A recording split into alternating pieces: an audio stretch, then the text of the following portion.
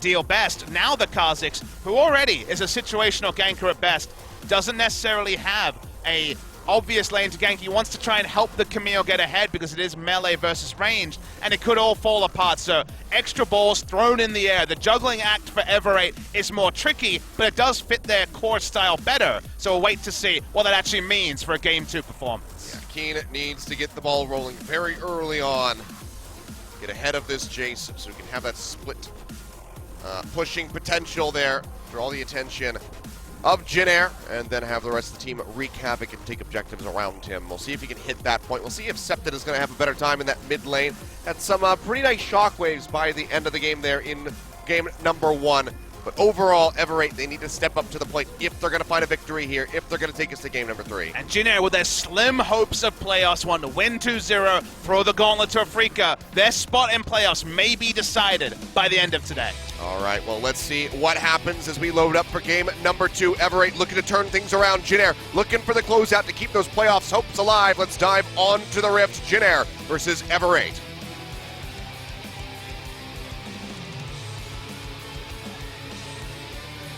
Far away with the binding connected. Now Keen getting jumped on here. So on. The damage coming through is just immense. He'll flash in. He'll just finish him off right underneath the turret in the solo kill. So on. First blood. Yeah, we commanded the Jace and the solo kill from a very high health bar. Everything hits from the side of So-On, and even autos in after the flash. Very nice play coming through from the side of Jin Air. And that was clean. Definitely a different side of the map to bot lane, where they've been struggling a lot more, and they may even go for the wraparound gank.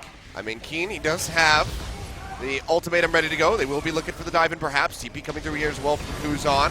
The ultimatum gets dropped in onto Umti, but he immediately exits. Void rush forward, just trying to finish off this Camille. Gets the pop-up shock blast coming down.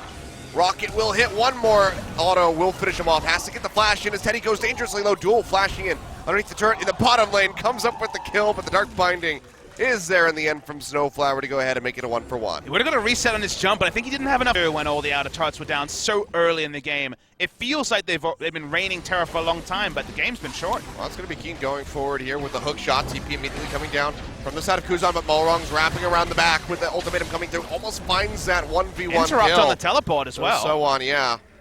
Interrupts that. Kuzan getting shocked. Teddy will have that rend. Can they get a miraculous steal? The answer is going to be no. Now Ella is in the front of the pit. Pops the ultimate to keep himself alive, but still has the flash with the shockwave.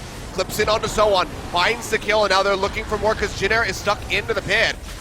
Keen with the tactical sweep tries to get a little bit of damage. Kuzan's forced away with the flash, but Malrong pursues over the wall with the leap, takes him down. Now ultimatum down onto Teddy. Satchel charge there as well. The explosive charge rather will finish him off. And Jin Air have to scramble. It's Umti and Snowflower, the only two remaining members left alive. Try to carry out these Baron buffs. Dark Binding will connect in. And Snowflower tries to make it out of here with that Baron-empowered recall. Will he do it? Yes, he can. But Umti on the other side is still struggling. Void Spike's connecting in. Malrong looking for the kill. Does have that flash if he wants to go over the wall. But Umti maybe looking for the fight.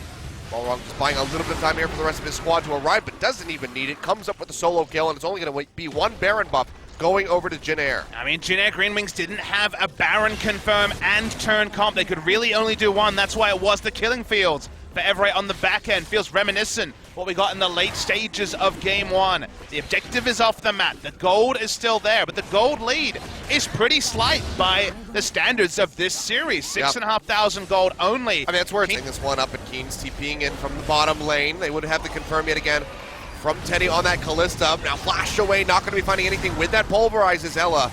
Nor the slow from the Righteous Glory. Big shock blast connects into the backside, taking Duel and Septon down to about half HP each. Do they go back in for the Baron is going to be the question. However, it looks like the answer is going to be yes. Malrong stealthing his way in from behind, looking for an opportunity in. Except it takes another shock blast in the face. Dark Binding not going to connect, and the Baron will reset a second time. This sort of play is correct for Jin Air because they are winning the poke battle at Kilios, but trying to force would definitely be the wrong decision. So this is a very polarizing moment here. Control Ward once again on the Baron. Kuzan poking. Oh, look at that damage. Takes so much damage. Kuzan just firing away with the shock blast offered up as well from Joe So-On. can just auto attack the Rift Scuttler. Except that he's got to answer the wave in the top lane. He's not going to be here for the fight. Should one break out, that will be the Baron going over to Jin Air, and it seems like this time all 5 members can exit with a buff. So they finally win out that war of attrition. They come up with a victory. MC He's checking Malrong, who's very far forward, but Kuzan is here. Blast Cone taking Umti out to safety. Can they follow up with a kill? He flashes away from the leap, will keep himself alive, will keep that Baron buff. And Malrong gets very aggressive Here, almost goes down, will Going be chased hard. forward here. Teddy just going ham right in underneath the turret, will come up with the kill and keeps himself alive. Now looking for Ella, finds the double kill. Teddy just pressing the go button, dives straight in. That could just lead to the end of the game now. Septed needs a monstrous shockwave if he's gonna stop this push. Dark Blast connects, doesn't take too much damage, but the turrets under fire are just falling so very swiftly. Dark finding in on the Malrong, he goes low. Keen dashing forward, tanking up in the front lines. We'll take a little bit of damage here from Kuzan as a response. Aim But now exposed just into one more life. Nexus turret. Yeah, right. The minion waves are crashing. They're turning They're getting septed. jumped on. Shockwave comes through his head. He goes low, but he still keeps himself alive. Just able to kite back. Nexus now exposed, should be going down. And off the backside of Teddy saying go in, Jin Air will finally be able to finish off that game. 40 minutes in, they come up with a victory. Teddy was the star of spring season when Jin Air didn't get many match wins. He's had much more of a backup this season. But in the end, when the game needed to be won, he decided that even as Kalista, he was going to initiate, he was going to end the game. We could have been in for another 10 to 15 minutes for Jin Air to find a way to break the base. They had such a big lead, 8 to 10 minutes in. The game started to fall away from them. Teddy straps on, he starts off the fight, he goes for the turret dive, and from there, Jin Air win in one passage of play. It all ended in the blink of an eye.